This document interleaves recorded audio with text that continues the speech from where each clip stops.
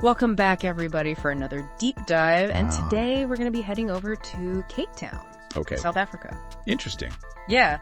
I found this YouTube video, and it really just got me thinking about water access. Or, really the lack thereof in some cases. Right. And this video features some really shocking visuals, contrasting a community with like this free-flowing water, and then another community where like an elderly resident is facing like a really hefty water bill and like the potential for disconnection. Right. Yeah. No, that's definitely the thing that draws you in right away with this video. Yeah. It makes you wonder, how can such a disparity exist when it comes to something as essential as water? Exactly. And so the video goes on to claim that certain communities that are described as colored have free access to water from this natural spring. Interesting. But other residents, and it's kind of implied that it's predominantly black residents, are stuck with these huge water bills. Yeah. And they don't just tell you this, like, they show you like flowing taps at the spring, and then they cut to this disconnected water meter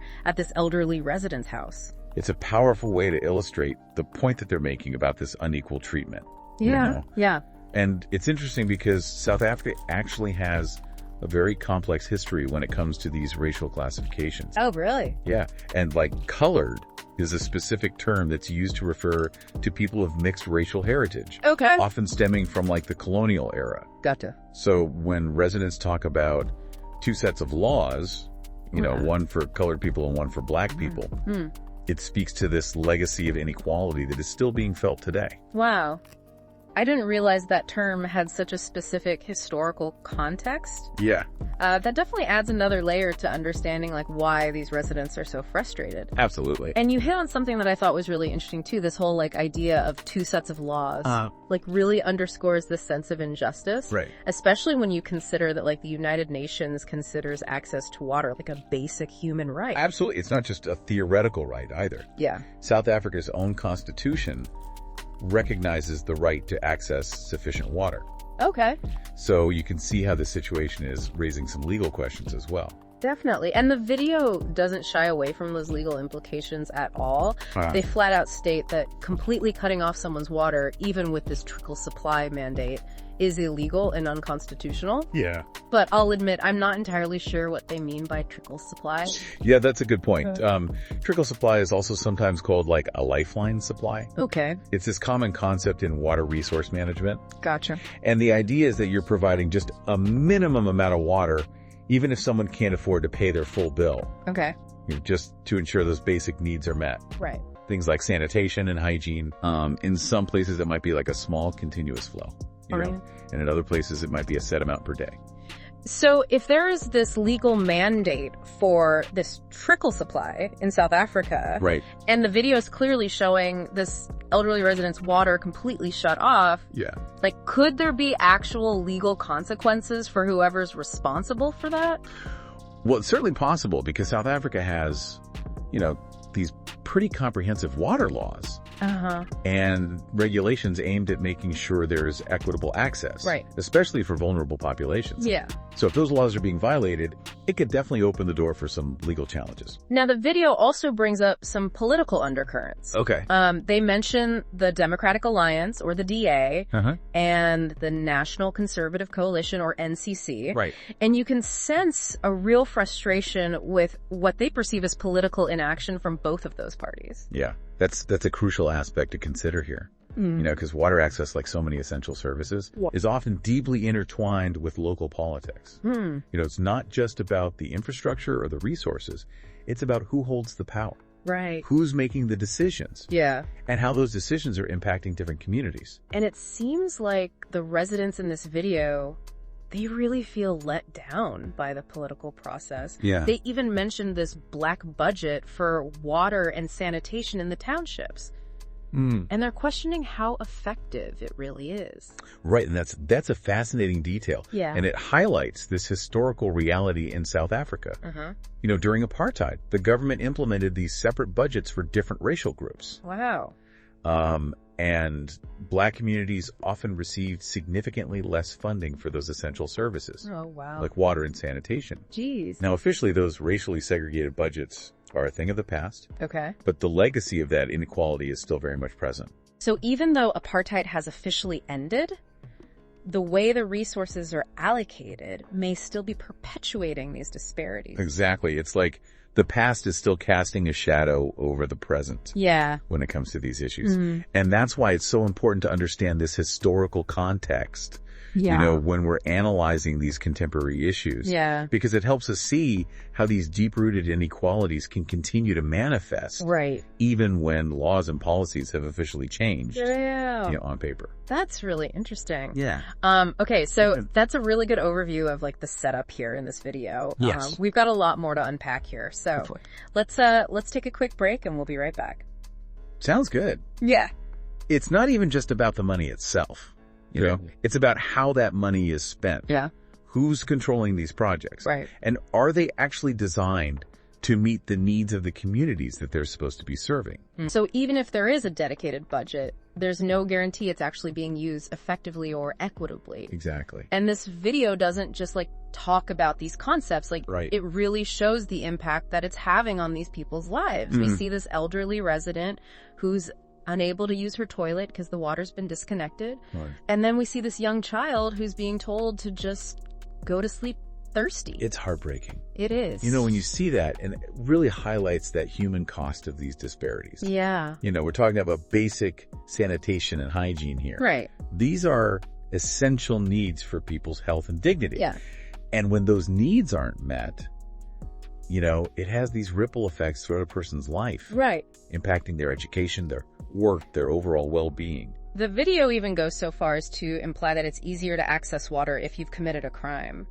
They juxtapose these images of the elderly resident struggling with the disconnection. And then this claim that someone convicted of, like, you know, serious offenses, like rape and murder, actually has better access to water in prison? It's a pretty shocking comparison. Yeah. And I'm not sure if it's entirely accurate, but it definitely gets you thinking. It speaks to this deeper perception of unfairness, though. Yeah. That's clearly resonating within these communities. Right. It's about feeling like the system is rigged against you. Yeah. That your basic needs are being ignored. Right. While others, even those who have broken the law, are somehow better off. It's like they're saying the system is incentivizing crime. Right. By giving people who break the rules better access to these resources. And that's a very powerful statement. Yeah. You know, one that really gets at the heart of this whole social contract theory?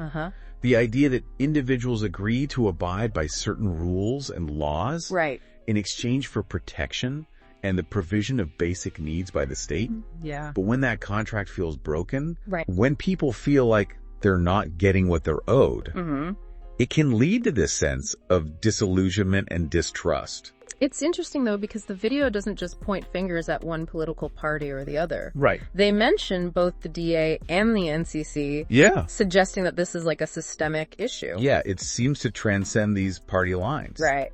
You know, while specific political parties may have different policies or priorities, the underlying problem here seems to be a lack of political will to truly address these water access inequalities. It's about recognizing water as a fundamental human right. And ensuring that right is upheld for all citizens. Right. Regardless of their race, their income, their political affiliation.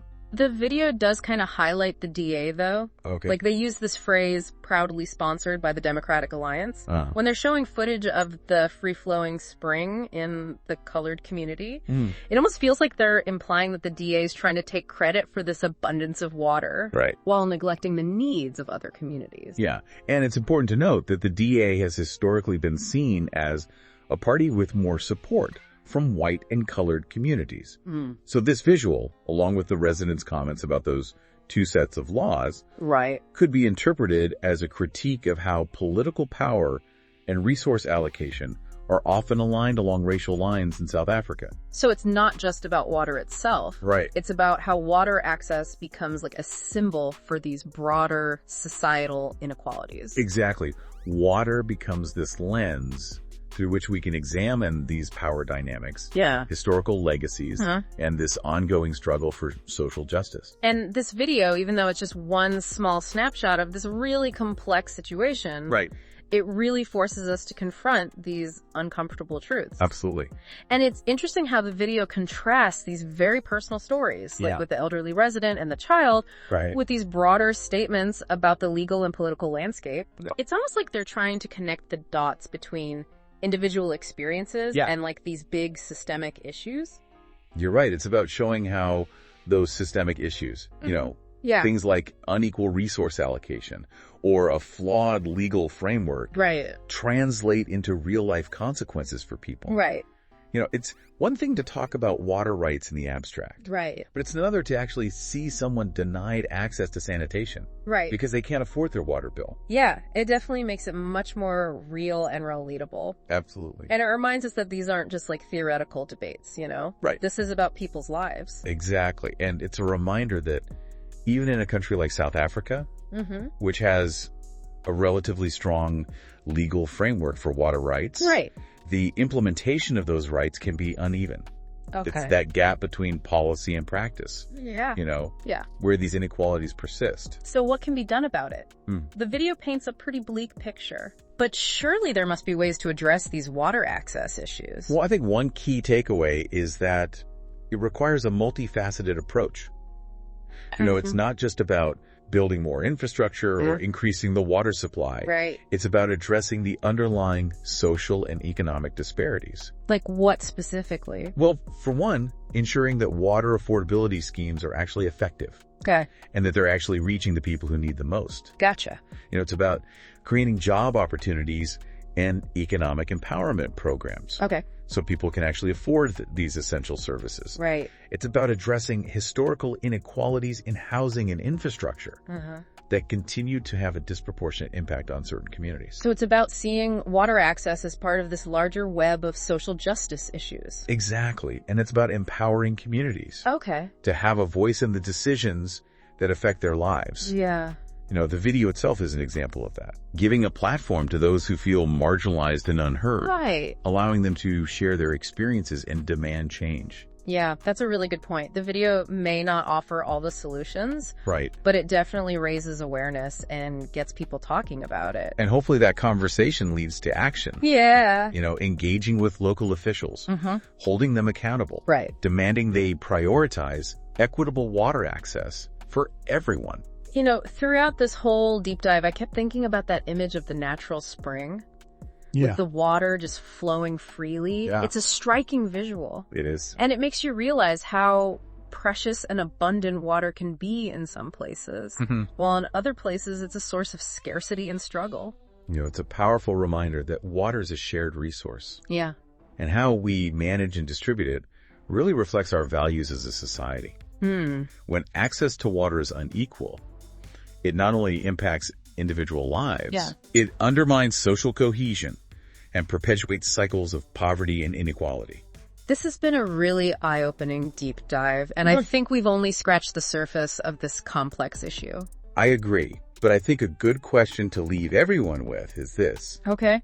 If water is indeed a fundamental human right, as recognized by the UN, right, and even enshrined in South Africa's constitution, what obligations do we have as individuals and as a global community to ensure that right is realized for everyone? That's a great question, and one that deserves a lot more thought and consideration. Absolutely. It's clear that addressing water access issues is going to require a collective effort from governments and organizations and individuals alike. It's going to take all of us. So we encourage you to learn more about this issue, you know, learn about the challenges, the solutions, and think about how you can contribute to a more just and equitable water future for everyone. Absolutely. Thanks for joining us on this deep dive.